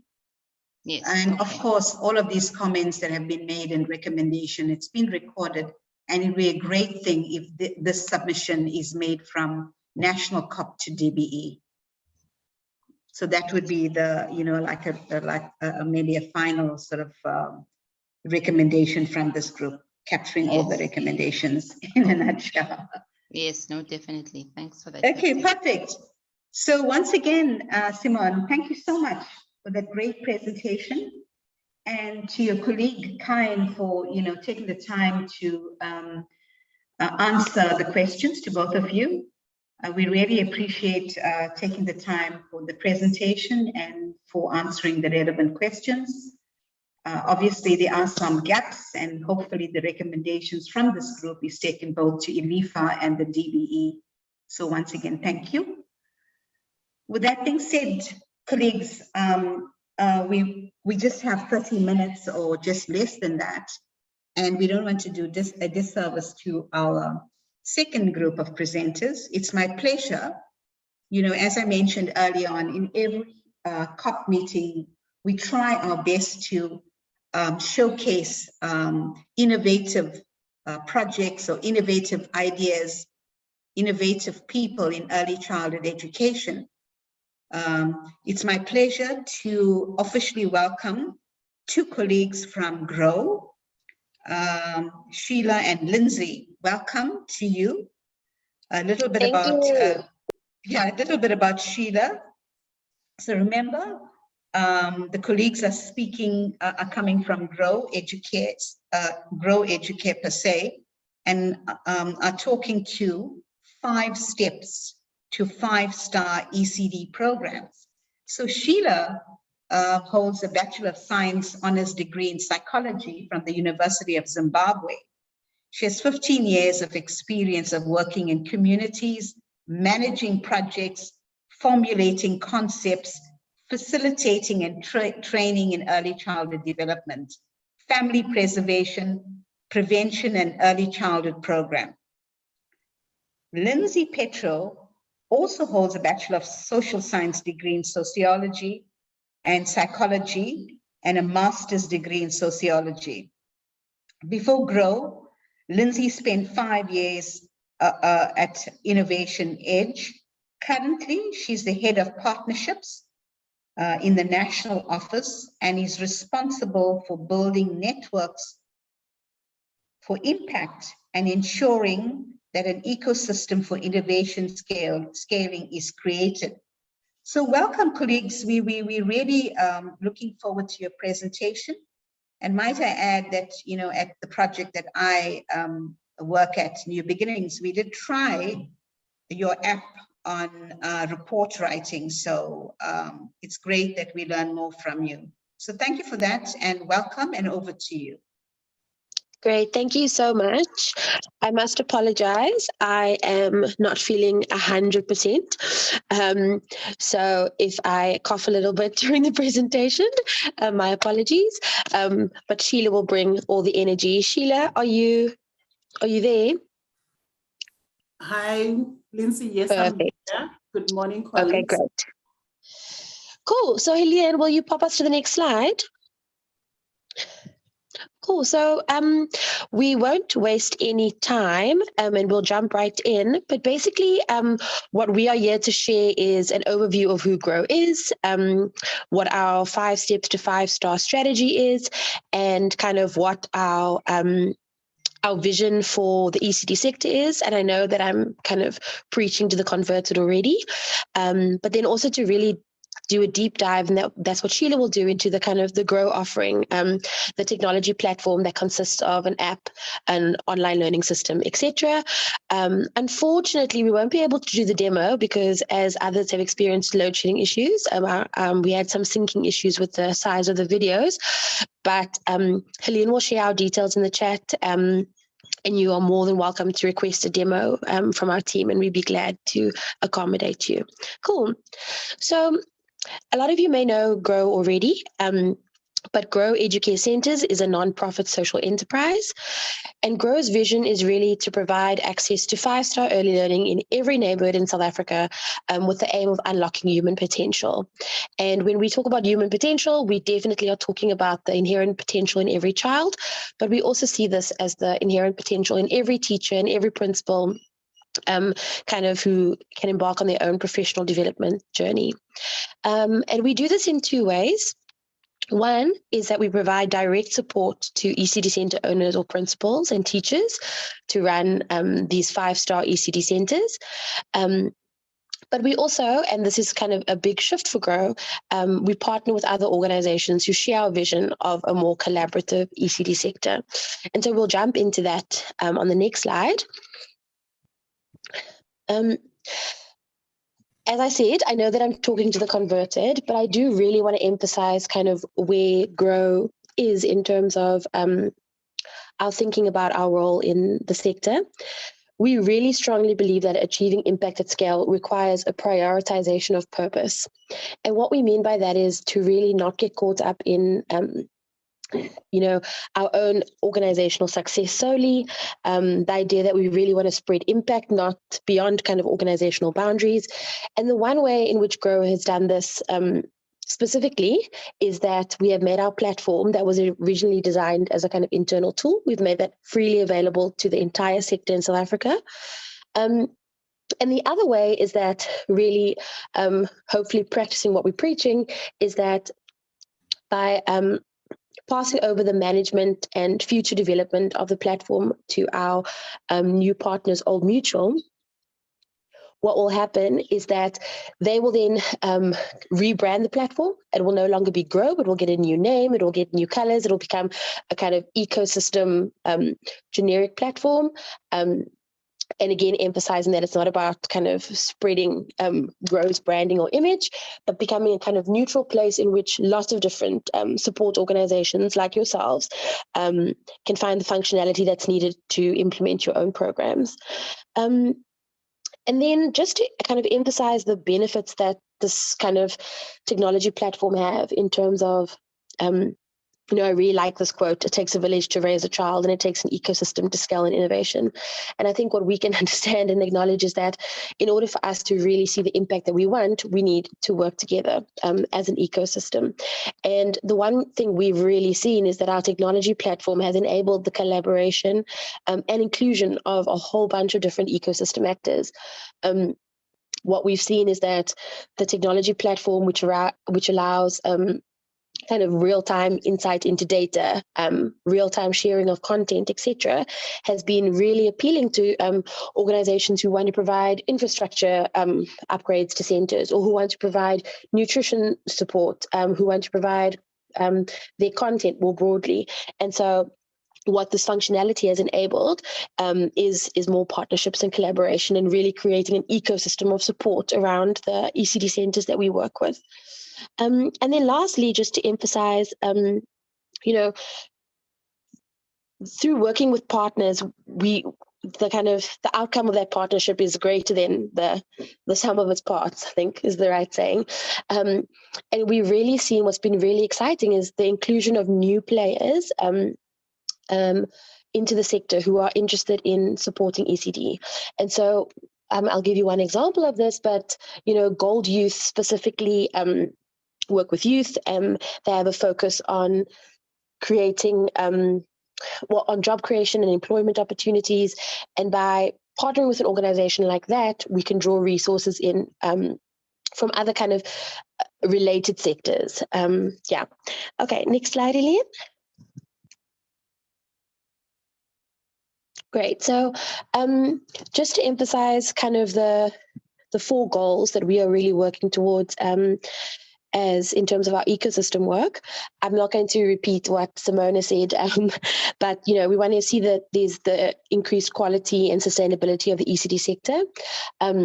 One thing just to touch on something Pam had said, and identifying that training is not the sole kind of panacea when it comes to increasing quality. We completely agree.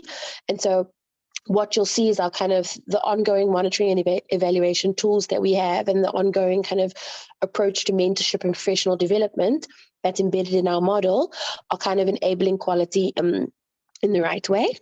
And then we also want to be able to motivate for funding, both from existing sources, but also a more diverse array of sources.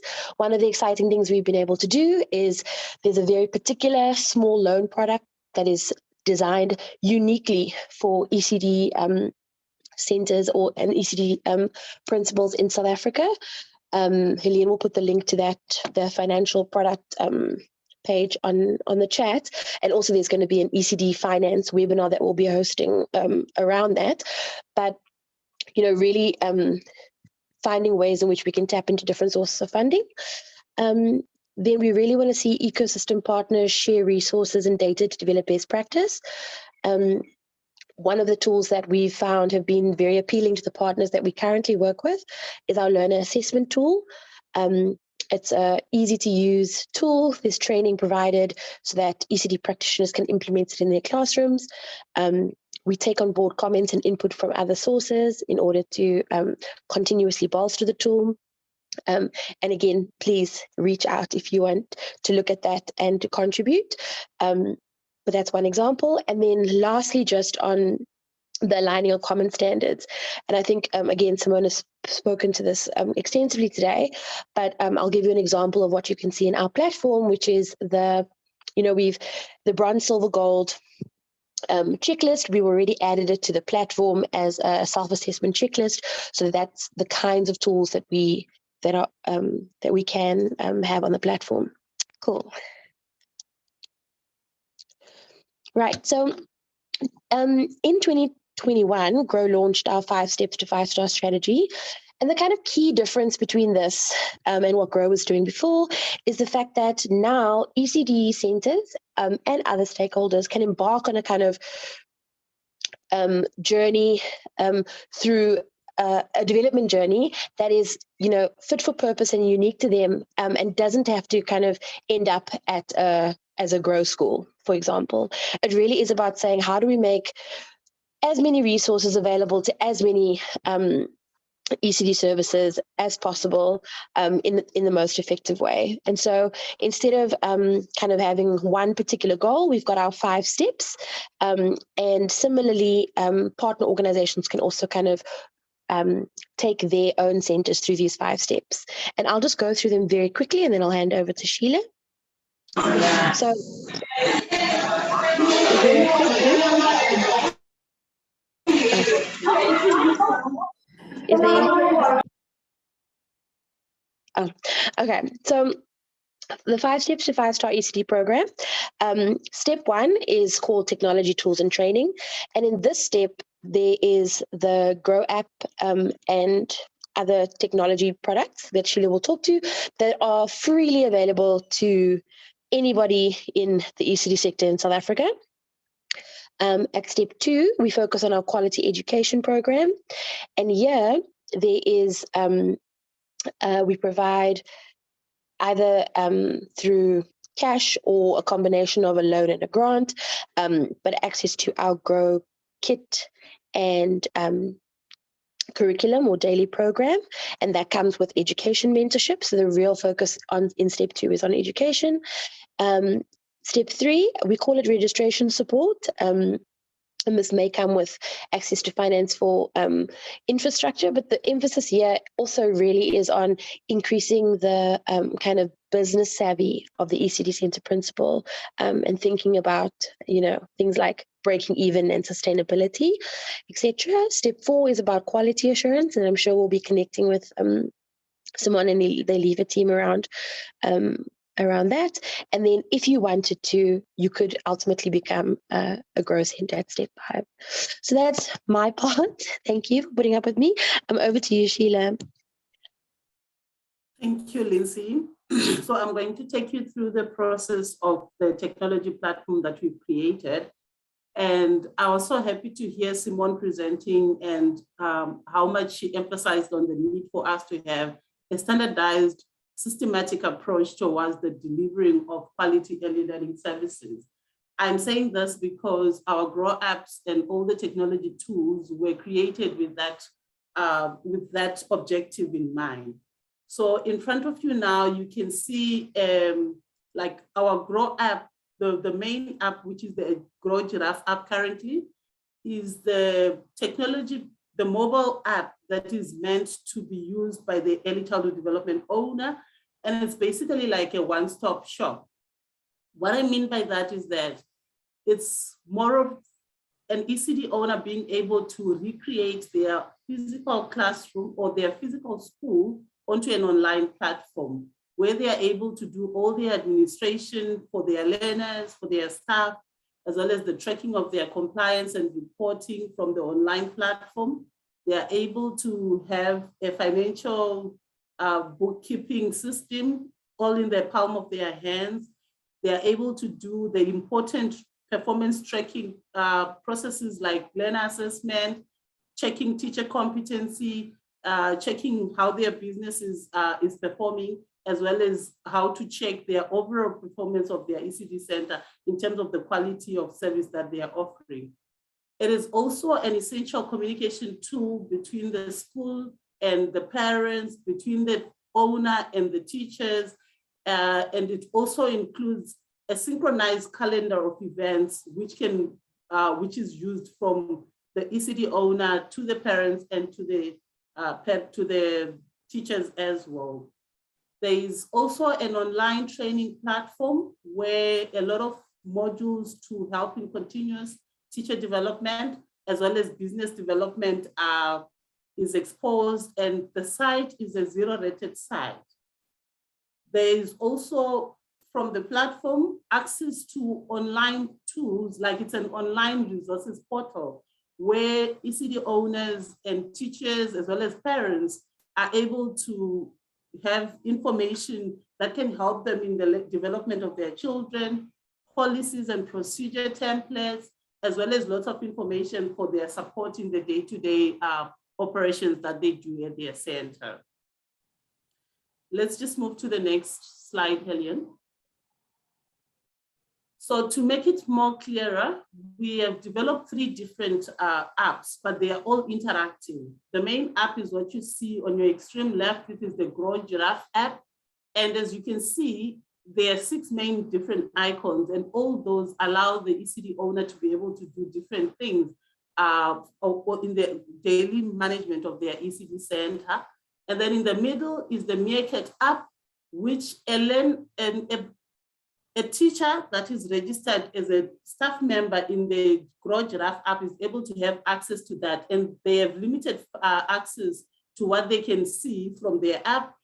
The main things they can do is to do with learners, because they are the ones that are usually in the classroom every day and doing the attendance, as well as doing the assessment of learners, as well as having access to the profiles of the learners for them to be able to communicate with parents. They also have access to all the online resources portal and the training portal that I mentioned earlier. And this is also linked to the Grow Lion app, which is also something that Simone mentioned about the importance of parental engagement in trying to build a quality ECD service. So that's why we've created that whoever is registered as a primary and a secondary caregiver of a learner in the Giraffe app, their parent is also able to get access to the Lion app. And they are also able to then have access to all the information about their learner in real time, as well as other further information on how they can understand better the developmental activities that they can do with their children. They are able to read because there's quite a lot of reading and literature resources that they can get access to for them to become an important player in the development of their child. Let's move to the next slide. So linked also as a link from the mobile app is an online learning platform.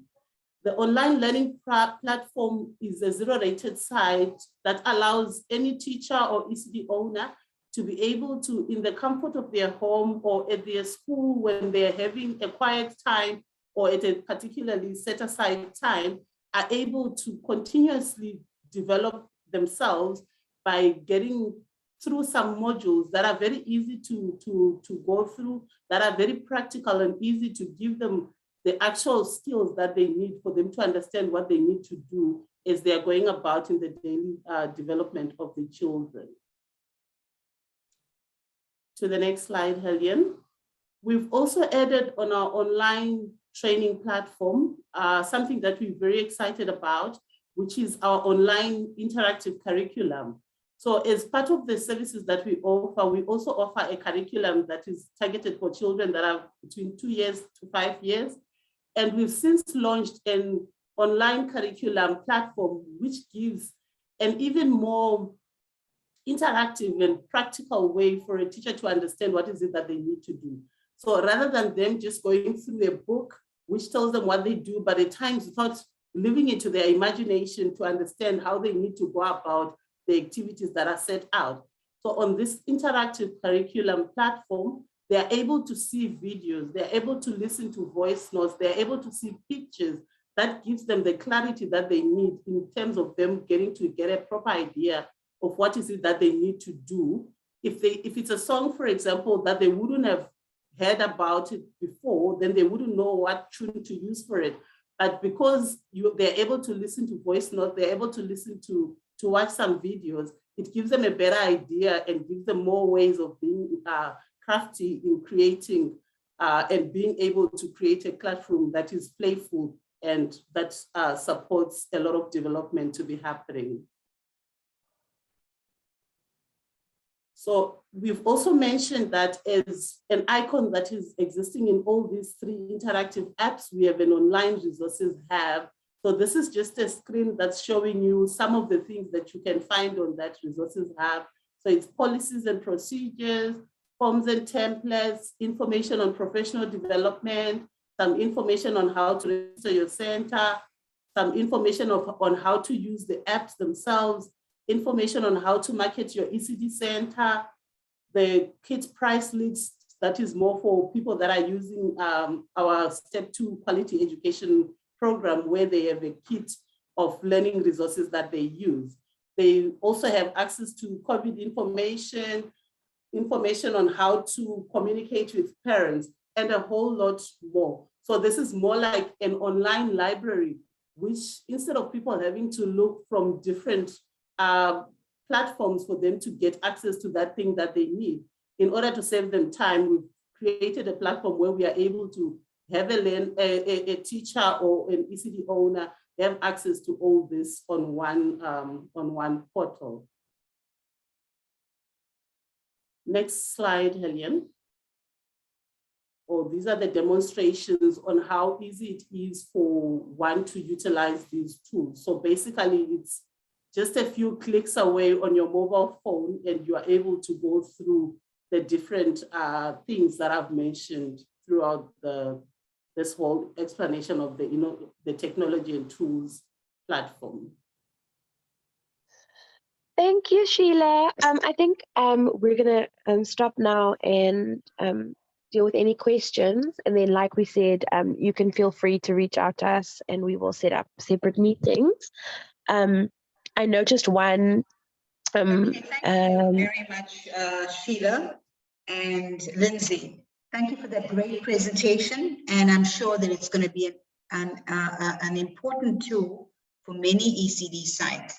So with time not on our side, we did ask people to stay on, please to give us another 10 minutes. So I'm opening the floor up for discussion. If we could put it on there are some questions on the chat, which says that it's fantastic pieces of work that you guys have been doing, comprehensive, very colorful. There's a couple of other chats that Thandeka will perhaps just note for us. I see a question, I see a first hand there, Pam. Thanks, GROW team. It looks incredible resource and very, very comprehensive. I've got two questions. You talk a lot about ECD owners, but from my experience in the rural areas, the majority of centres are community-based, non-profit organisations, and as businesses would not be eligible to apply for the DSD subsidy. So I'm wondering if they are excluded from this. And then my other question is around the lack of access to data and the cost of data, and how people can use this if they are struggling on that side. Thanks, Pam. Thanks, Pam. Is there any other question that we may take another two questions before the GROW team responds? Yeah, there's a lot of questions in the chat. Lindsay, I don't know if you've noted them, but I think there's one around, is this only available for, is it also available for non-GROW ECD centers? I've noted them in your. Have you noted them? The... Okay, cool. Okay, perfect. So then, Lindsay, you can go ahead and take notes of the chat as well, please. Thank you. I'm going to leave the data question to Sheila, but I'll just say that the GROW app functionality, kind of what we call step one, which is you can use the app, you can download resources, you can access certain online training modules, etc. That is all available to everybody, to anyone, absolutely for free. There's no cost involved. The only time that there's then a cost and kind of another set of functionality opens up is if you do want to purchase the GROW kit and the GROW curriculum, and then you'll have access, like Sheila was saying, to the online curriculum, etc., and additional kind of online training modules. So at a basic, everyone can access the app. We've got, we partner with, kind of touching on what you were saying, Pam, around kind of who will be excluded, what we found is that, you know, our strength is working with ECD centers who really want to run as businesses. That's Grow's strength, and other organizations have other strengths. And so, for example, we partner with Let's See, who are doing playgroup program, who were like, you know what, we're gonna try and implement this app with our I think they call the Abahambi, and it's working really, really well in rural KZN. And so it's really not about, like we were saying, not about, it's us making the functionality available to any partner who wants to see the ways in which it can work for them. And we highly recommend that you kind of pilot it with 3 or 4 sites to begin with in a certain geographic area, and then we can take it from there. Sheila, do you want to touch on the data question? Yes, Lindsay. So to touch on the issue of the challenge around data, our app has got an offline mode. So what this means is you need to have data for you to be able to log onto the platform, but then you are able, there are certain functions that you are able to get access to even if you do not have data. The only thing is we then encourage that at least once a week, you need to connect to the internet so that the information that you worked on when you were offline gets to be sent, to be synced, because if not, then when you lose that device, you won't be able to get access to that, to all that data that is still sitting on your phone. So we do have the offline mode that is available. Thanks, Lindsay and Sheila. And so I note that you mentioned it's directed at sort of business owners per se. So accessing the curriculum that you have, so to be a member of Grow franchise, what would be the membership fee? And in addition, there's also questions in the chat around which languages is the app available in, and how does child assessment work? Good. Over to you, Lindsay and Sheila.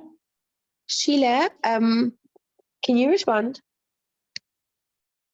Yes, Lindsay. So around the membership fee, it's not exactly a membership fee per se. It was a membership fee when it was previously the franchise model, but with our Step 2 program, each ECD center is in a different case of their own. So what we usually do when somebody indicates interest for the quality education program where they need to then be able to pay for this, we first do a break-even analysis of their business so that we are able to see if they are able to make such an investment.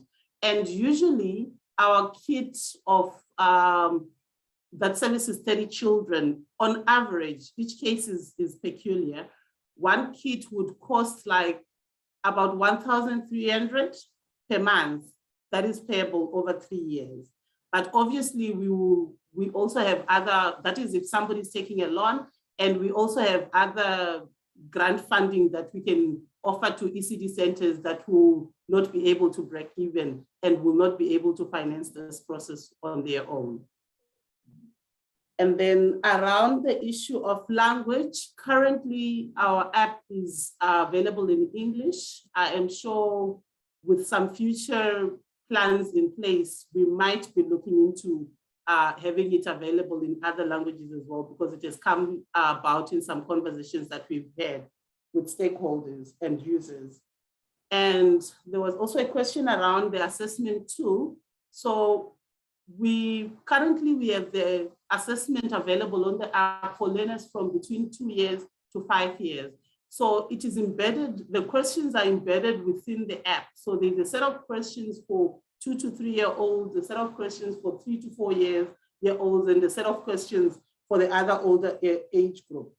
And what happens is that a teacher is able to assess a learner either individually, where then, for example, for a 4 to 5 years, some 46 questions will pop up, and the teacher needs to click on whether they, depending for that particular question, if the child has developed, has not yet developed, or they're still developing. And then, or so they can do it either assess the learners individually, or they are able to assess the learners in groups. Then they can assess them by different developmental area. So the questions for that particular developmental area will pop up, and the names of the learners will then pop up as well.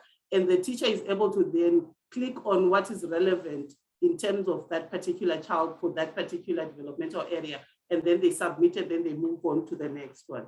And after this is done, a report is generated. It's also got some parts where you are able to put comments for every particular question, as well as at the end. Because after the comment has been put and you submit it, it generates a report that you are able to download and share with parents, or you are able to keep in your files for each child's reference. I don't know if there's any other question that I missed. Yeah. So I think you've covered that. And I think there was a question, is that 1,300 per learner for the year? And I think it's covered. I think your colleague has answered that. It's per year over 3 years. I think, yeah, that question has been answered. So it should be over 36. Yeah. Are there any, Thandeka, I'm not able to, somehow it's gone off my screen here. Are there other questions that has not been answered? Pam has her hand up. Okay. Could Pam, I ask the child assessment tools, who designed them, and have they been nationally standardized, and how do they link to ELOM? And then are they available if you are not on step 2 of the GROW program? So I'll start, Sheila, and you can add, or Helene can add. So the tool was developed internally by our head of education in collaboration with others, and accessing available resources. So that was Lisa Voortman.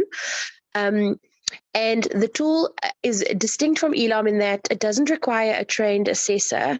It is a teacher tool. So the teacher is trained and upskilled to perform the assessment. And that report is then shared with via the app with parents. So it's a much simpler tool. And the intention is for it to be used twice a year to gauge a child's progress, not as ELOM does, look at kind of the programs, the quality of the program. Do you want to add anything? And yes, it's available for use by anyone. Like I said, Let's See are using it on their program, which is not a GROW program. Do you want to add anything there, Sheila? You've touched on everything, Lindsay.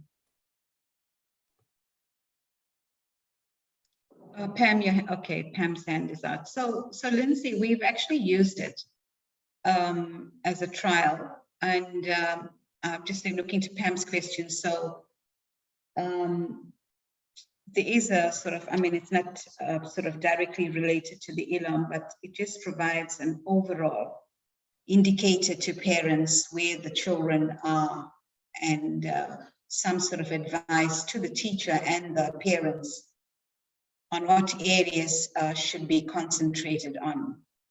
So exactly. I just mentioned it in passing because we've just used it, and we've sent it to parents, and there was just a response that I think that some of the parents wanted a more, like ask questions, if you're merging, and I think you used 3 terms there, but they wanted a little bit more information. So we didn't really get down to answering the parents because we wanted to speak to GROW about it. So it's very, it doesn't provide the depth of input I think that some people may require, but it is a useful tool. Yeah, I think definitely the idea is that it's, our priority really was about it's an accessible tool, but more than willing to get input from others so that we can bolster it and improve it. And especially if, if to improve the feedback loops and provide support, whether it be to teachers or to parents on kind of what to do with that information. We'd be happy to do that. CAPS aligned. Sheila, do you want to answer that? Yes, I think it is CAPS aligned because even our curriculum, it speaks to what is covered in our curriculum, of which our curriculum itself is CAPS aligned.